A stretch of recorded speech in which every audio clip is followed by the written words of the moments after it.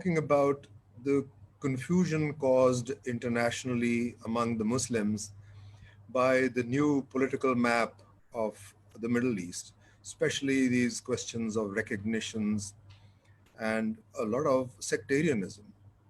What is your view of it? Well, let me first thank LLF for inviting me. It's truly wonderful being here with you, Khaled Bahai.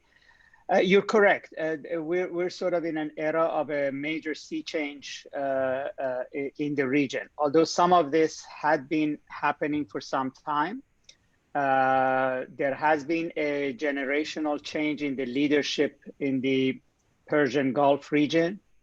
We're seeing leaders who are no longer beholden to the old views of the previous generation. They're not beholden to the Palestinian issue. They no longer quite subscribe to a Islamic solidarity foreign policy. That doesn't mean that they don't value a relationship with the Islamic world when it suits their realpolitik, but that they're no longer thinking that way. They're thinking much more along realpolitik terms in very cold political calculation. We also have seen a collapse of the Arab world over the past 10 years, at least, since the Arab Spring, but perhaps since the American invasion of Iraq, that large Arab countries like Iraq and Syria have lost their footing. They pretty much don't exist as viable states right now. We have civil wars in Libya, in Yemen. We have a big sea change in the Arab world. And in this context, and particularly with the change in leadership in Saudi Arabia, there is an intensification of Iranian-Saudi, Iranian-UAE rivalry.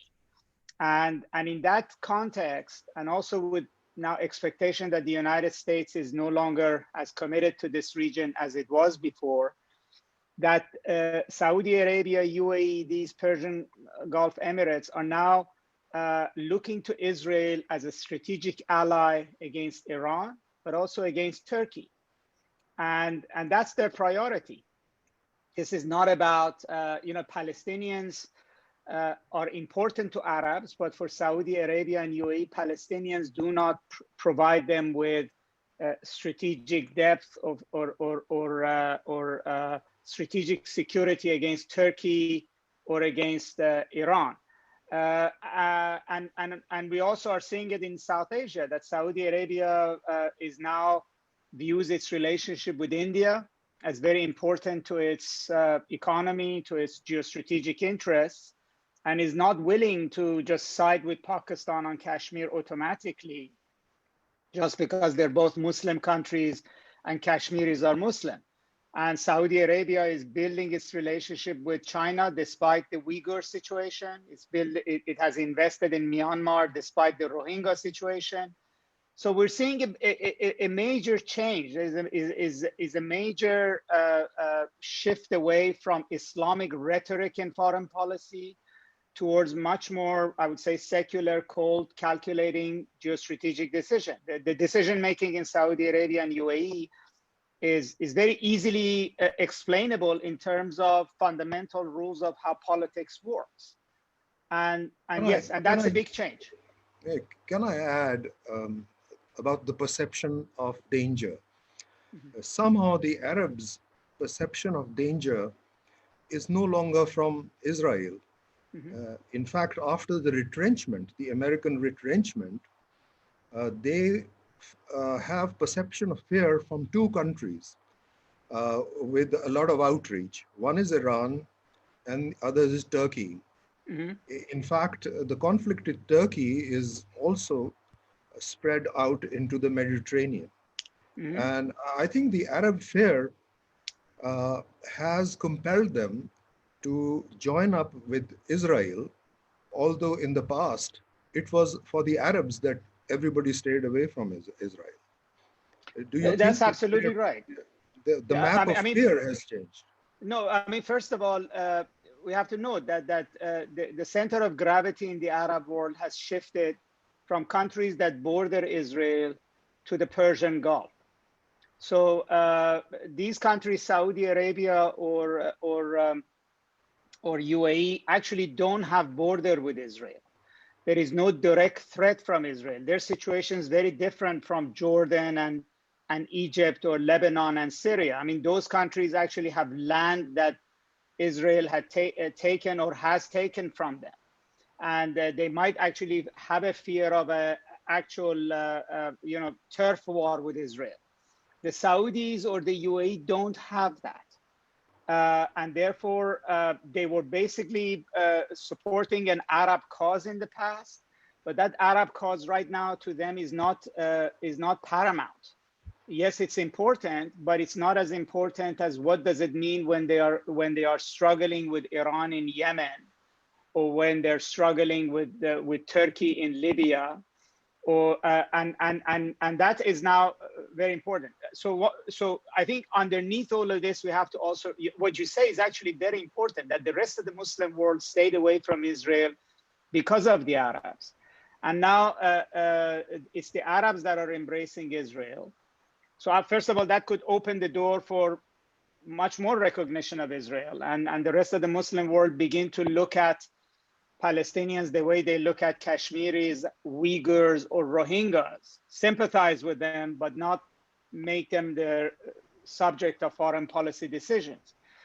But the big change compared to 1950s, 60s, and 70s is that the Arab world has become far weaker than the non-Arabs in the Middle East. I mean, there is a period in the 1950s to 70s where all the non-Arabs, that is Iran, Turkey, and Israel, joined hands to contain this powerful Arab force that had Nasser and Baathists and all of that there, and was threatening them. Now the Arab world is the weakest part of the Middle East. Everybody else is fighting their fights on Arab land. So the Turks, the Russians, the Iranians, the Israelis, they're all in Syria, they're in Iraq, they're in Yemen, they're in Libya. The Arabs can't even defend themselves against non-Arab intrusion into their lands. I mean, if you listen to Saudis, they all the time are saying Iranians should stop interfering in Arab affairs. That would not happen in the 1970s. So that is a very, very big geostrategic change.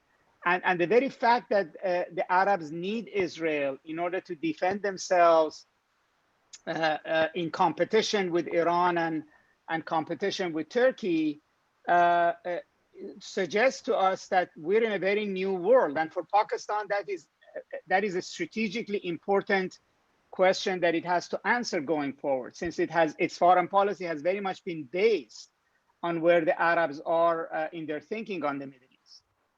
How will Israel help the Saudis and the people and the government of UAE to avoid, to stand up to Iran, for instance, militarily, or to Turkey? Turkey has grown quite strong in the Mediterranean. And if the Israeli sources are to be believed, they have a base, a military base in Qatar, and they have 5,000 Turkish troops there. So if there is a conflict, how will Israel help the Arabs confront this new danger from Iran and Turkey? Well, they have already been doing it. I mean, the relationship between Saudi Arabia, Israel, UAE, Israel, Bahrain, Israel didn't happen last week. It has been going on for the past 10 years, let's say, or at least since 2015 Iran nuclear deal. It is a very strong intelligence relationship. The Israelis could provide them with the technological know-how in military affairs, could help them manage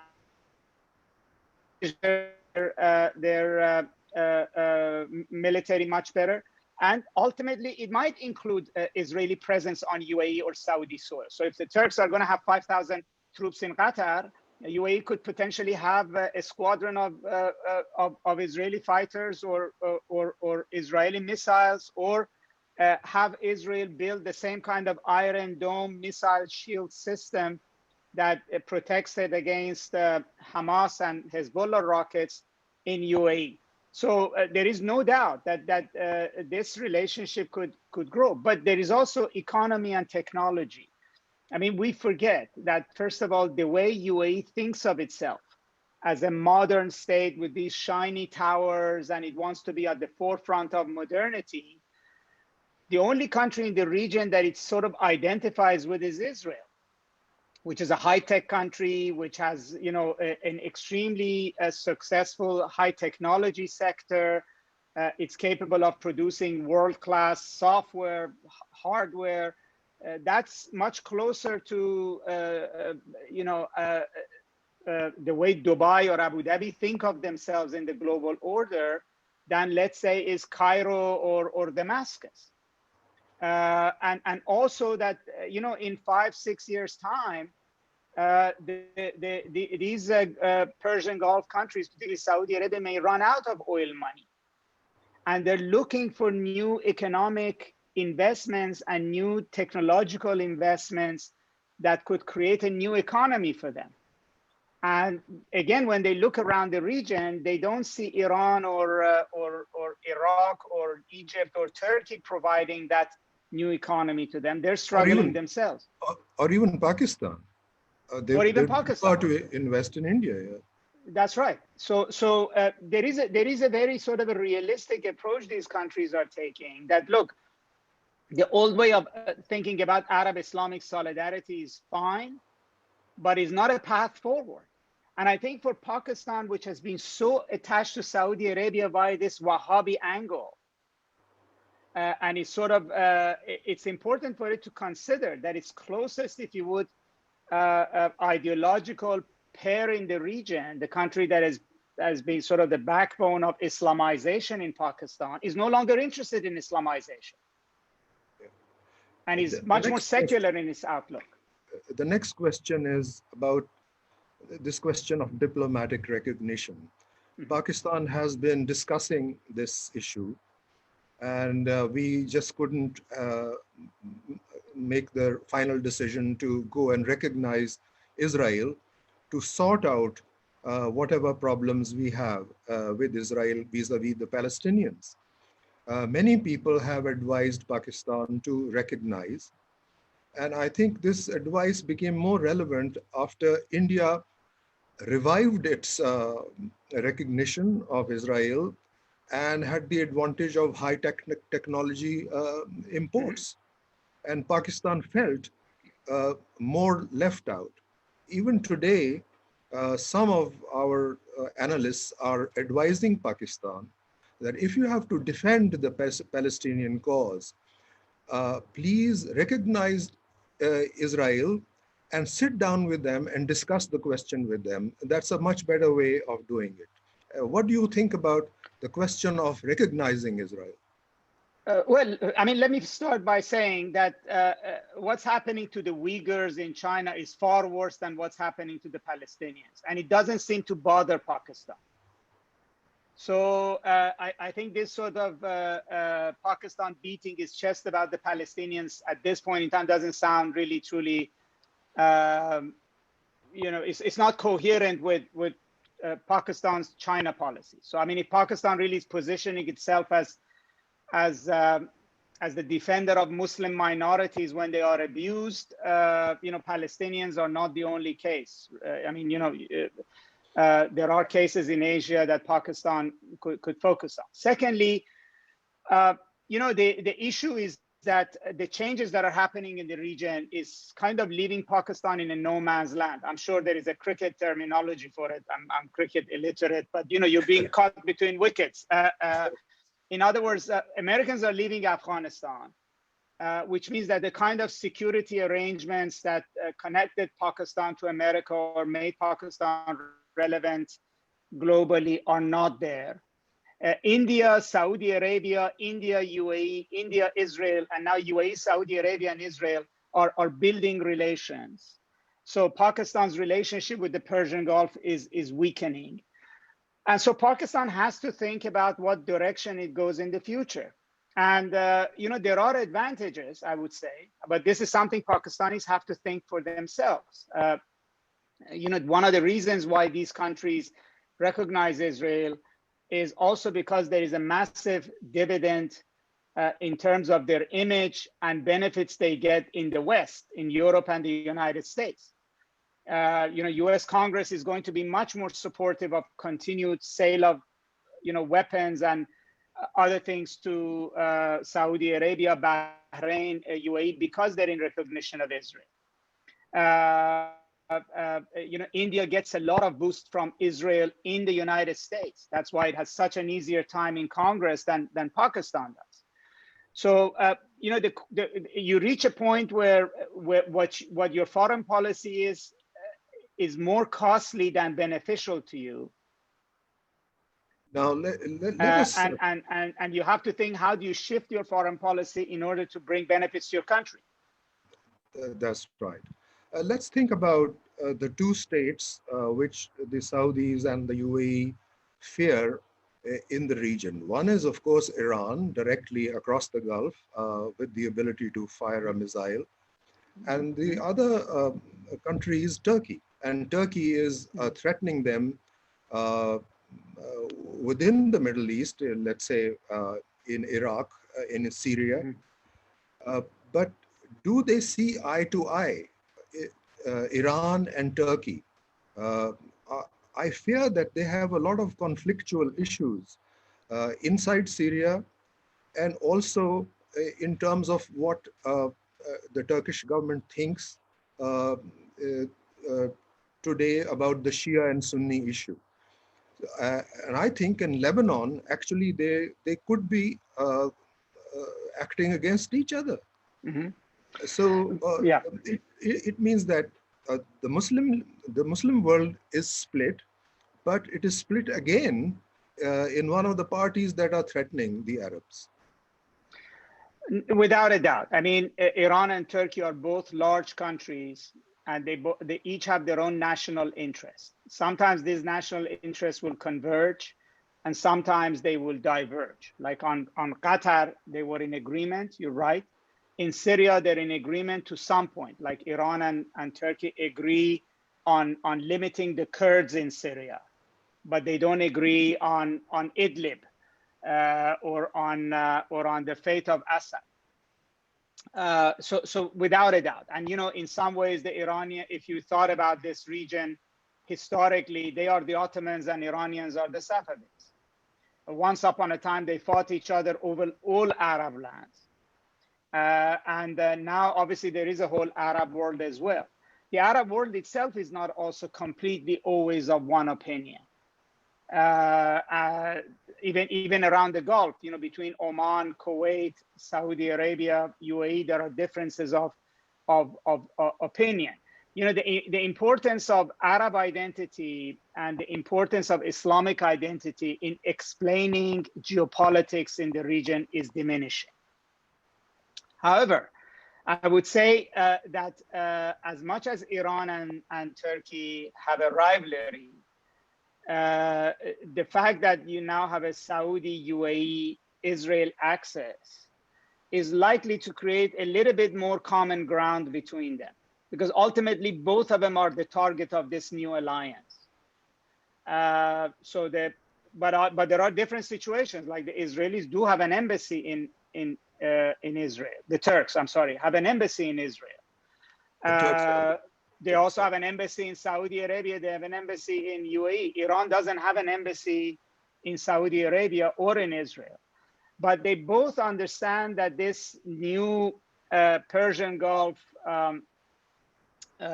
Israel alliance is designed to contain them. So it does, we have a three-way race here, let's put it. You now have an Israel-Arab axis, you have Turkey, you have Iran. And they're going to fight for not just land, but generally influence.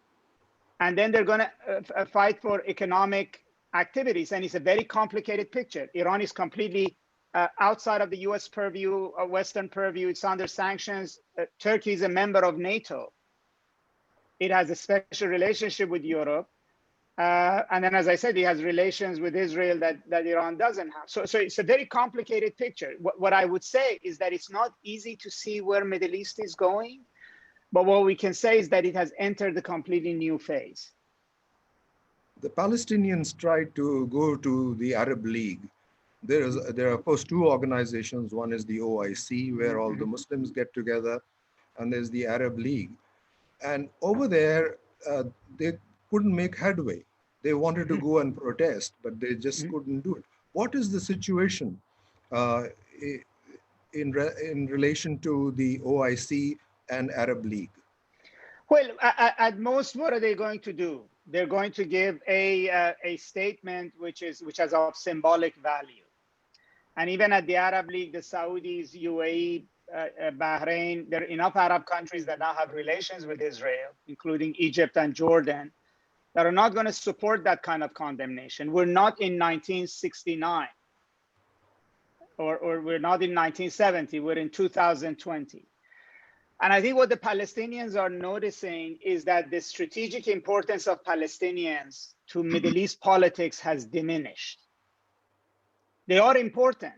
A lot of Muslims care about them, but a lot of Arabs, a lot of Iranians care about them, but not enough that they would be decisive. Look, we saw this, Khalid Bhai, when the America moved its embassy from Tel Aviv to Jerusalem. There was a lot of pundits who thought that the sky would fall. And there was not a single demonstration in any Arab street.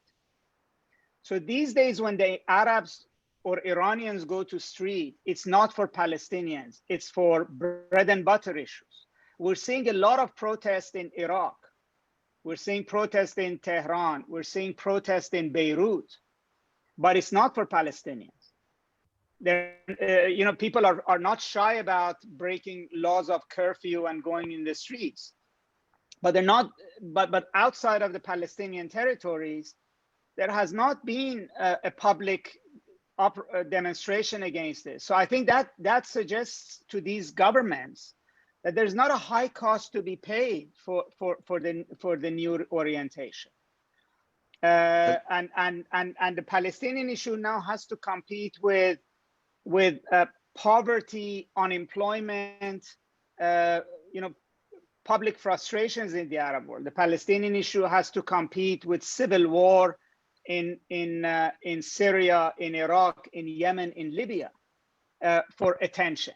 And as a result, as I said, the fundamental rules of the game in the Middle East have significantly changed. And the Palestinians are still playing by the old rules. They want the Arab world to basically line up behind their cause. And what they're getting is that they're getting sympathy, but no action. Let me bring Pakistan here, because we have this permanent seduction with Turkey. Before partition, we had the great Khilafat movement, which was the biggest movement that the Muslims could actually gather. But that was pro-Turkey, and that was a romance with Turkey. Most of us don't realize that. And today, again, in this conflict between Turkey and Saudi Arabia and UAE, we are seduced by Turkey. We went along with Turkey to have an alternative Islamic summit in Malaysia. And we almost lost the Arab support because of that. Pakistan has a dilemma here. We have economic interests in the Gulf. Our expat workforce is there. But we have this great attraction with Turkey, whose TV dramas we watch with great fondness. Which way do you think Pakistan will go? Well, look, I think Pakistan has to be pragmatic about its own interests. Look, a summit meeting between heads of Muslim states doesn't do anything for Pakistan. It was beneficial to President Erdogan because he wants to position himself as a reincarnation of the Ottoman Empire, sultans.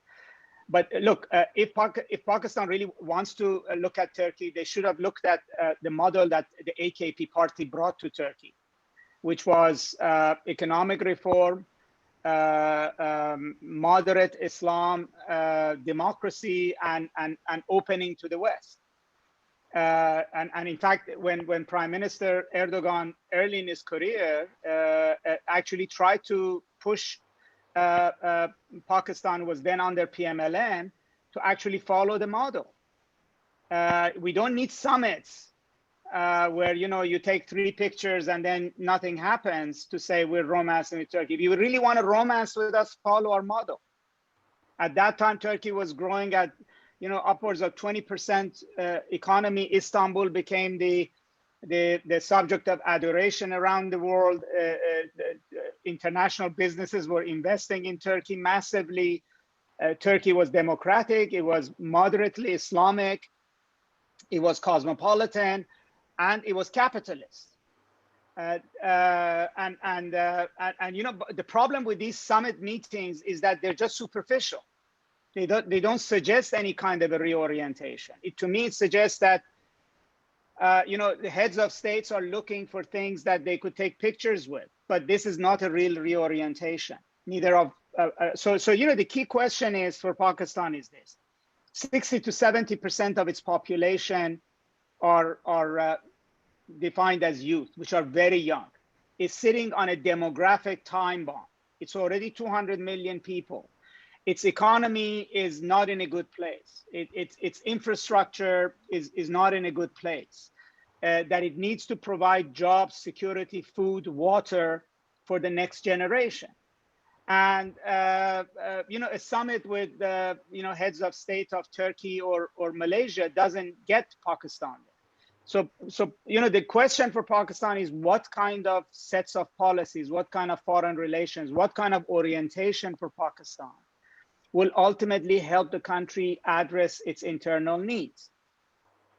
And it's very clear that if Gulf countries want to go in a direction of being part of the global economy, high-tech countries, they no longer are beholden to old grievances in the region. Pakistan's going to drift away from them. Pakistan's relationship with the Gulf is largely based on labor and remittances from labor.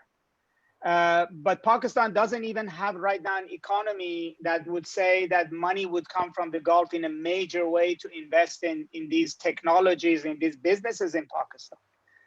And then on the next door, India is also going in that direction. So I think the issues Pakistan has to think about is essentially, as the regions are changing, how is Pakistan going to position itself vis-a-vis these changes? Who do you think will follow next? President of America has actually hinted at more states, Arab states, to follow in the footsteps of Saudi Arabia and UAE. Do you think more will follow? Or yes, I do think more will follow, because I think the taboo has been broken. The reaction has not been at a level that would make any other leaders pause. And I think the benefits of recognition right now is more than the cost. So I think countries that are likely to follow are Oman, Sudan, and Morocco. And down the road, Saudi Arabia will as well. Do you think the vacuum created by the exit of American power from this region will create a vacuum, and who will fill it? Will China fill it, or will India become dominant in the area?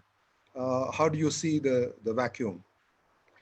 No, I don't see India becoming dominant in the region. I think India needs to develop its economy much more before, and its military much more before it actually can be a player of that kind. China is increasing its economic presence in the region, but China has not taken a step right now other than in Southeast Asia to suggest that it's interested in playing a security role going forward. So the Chinese are negotiating similar pacts to CPAC with Iran, potentially with Turkey, maybe more in Central Asia. This will bring them further into the region, but it will be more along the Pakistan model, which is economic, social, infrastructure, but not military per se. we might not have a dominant presence. We might have more of a balance of power politics, which is what we're seeing. This is more like Europe in the medieval period up to World War I, when you have big players that are trying to sort of jockey with one another, and there's no one dominant side. So I think that's what we're more likely to see. But I think the fact of American departure from this region after 40 some years after the Iranian Revolution is also very, very important. The Americans are leaving Afghanistan. They've taken steps they would have never had done before, which is talk to the Taliban, reduce the threshold for leaving down to, so long as there's no terrorism coming out of Afghanistan, we could leave. They are reducing their footprint in the Middle East. They're taking troops out of Iraq, out of Syria, even talking about reducing their presence in the Persian Gulf. And that is a major change, particularly for countries that have relied on American presence in order to protect them. For Saudi Arabia and UAE, Oman, Bahrain, even Kuwait. So that is important. It's also important for Pakistan, because Pakistan for a very long time has oriented itself around the idea that America has a vital security interest in the region. And at least since 9/11, that counterterrorism is the most important issue in American foreign policy. Well, that's not true anymore. It's China that's most important issue. And in fact, you hardly see any discussion of counterterrorism in America anymore. And that they're leaving the region. So for Pakistan is also a major shift. Do you think Iran will have more influence in the Gulf after the American exit from there?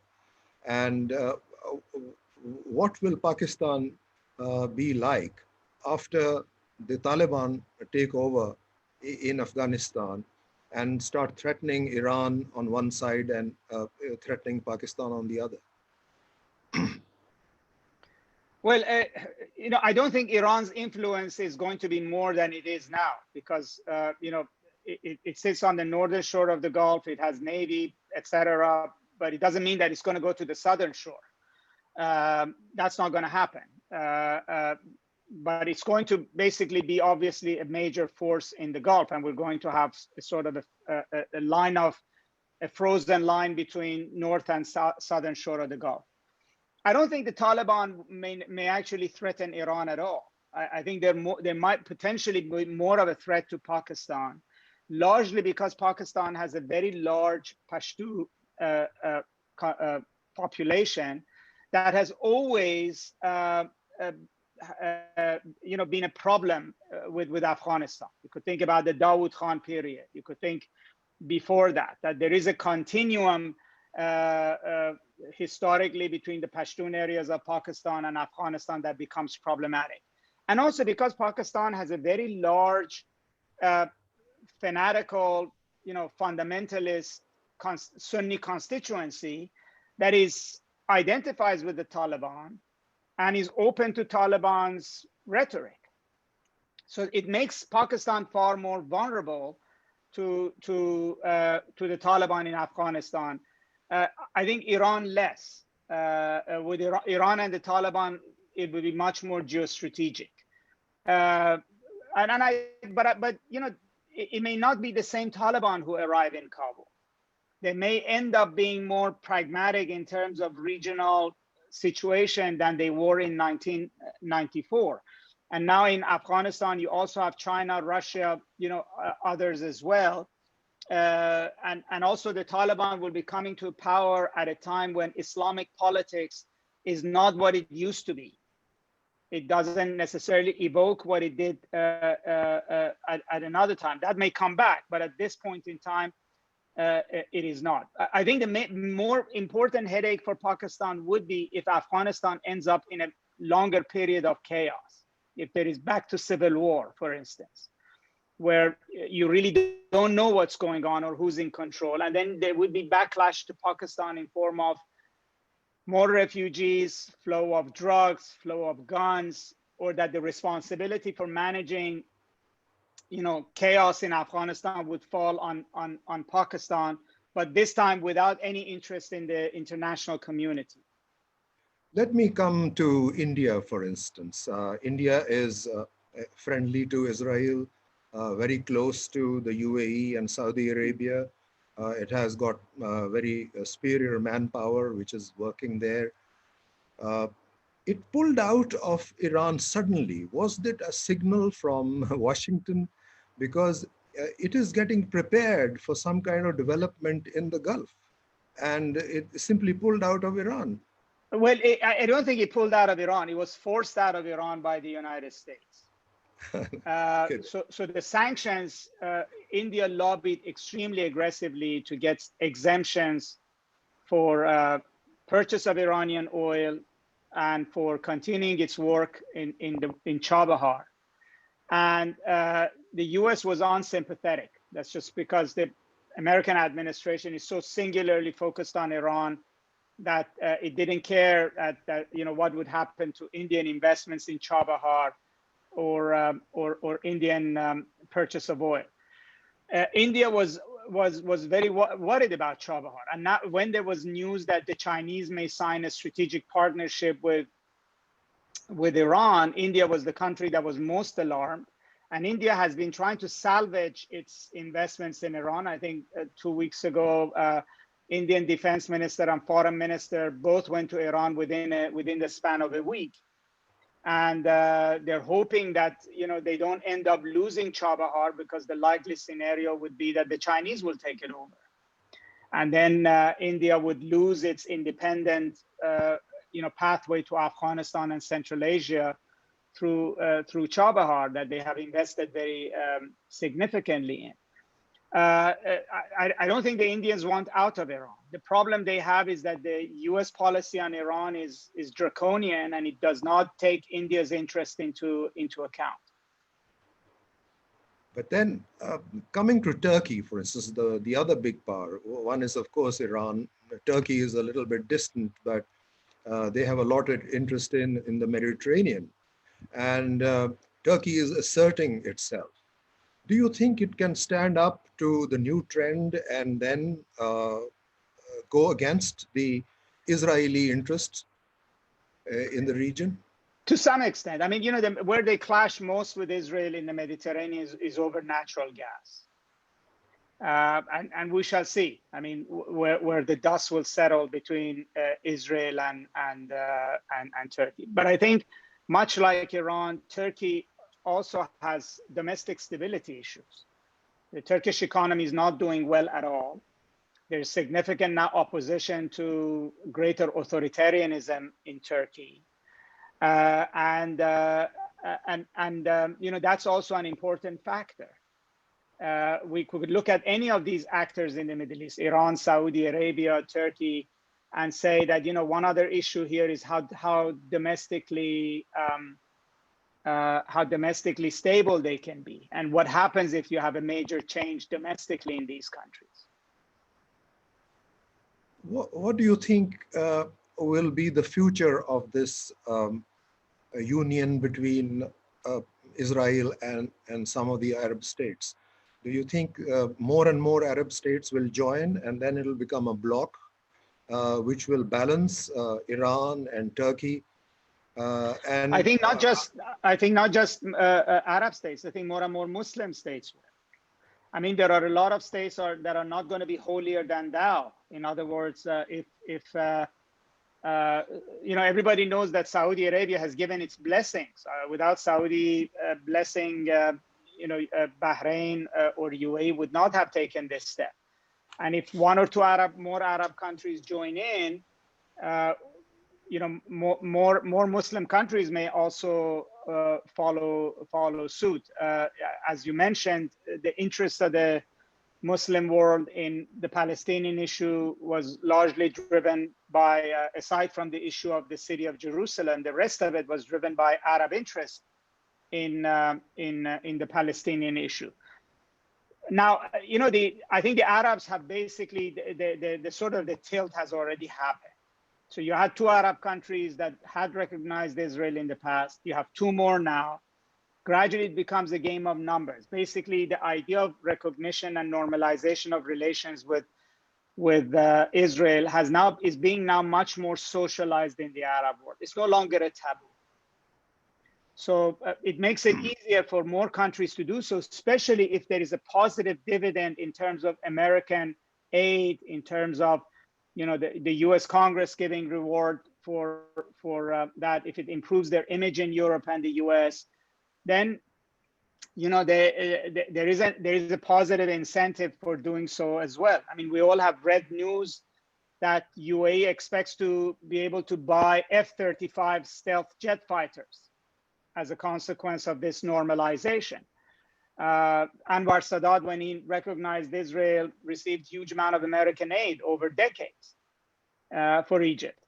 So I think that the trend is there. I wouldn't think that this is going to be easily reversed unless you have a major development in the Gulf, if these leadership goes and there's some kind of a change. But otherwise, if we're on the current track, I would probably say that there are a few other countries that are lined up to follow soon. Some may do so after the American elections. Some of them want to do it on their own. They don't want to be seen to be joining UAE's lead. They want to negotiate it independently. They want to do it in their own time frame. But I would say that, you know, we are moving in that direction. Last question. Do you think after this accomplishment by Netanyahu and Trump that the corruption of Mr. Netanyahu will be forgiven and that Mr. Trump will be re-elected? Well, for Trump, it matters less. Yes, he can, you know, take pictures and say, I had a big foreign policy accomplishment. But ultimately, his re-election depends on American economy, on domestic issues in the United States that will make that decision. For Netanyahu, there is definitely a great deal of accomplishment. I mean, it's a big part of his legacy that he can now argue that he is a prime minister who has brought more Arab countries into recognizing Israel, and he has done so without compromising significantly on the Palestinian issue. He did agree not to annex for now and probably put annexation off.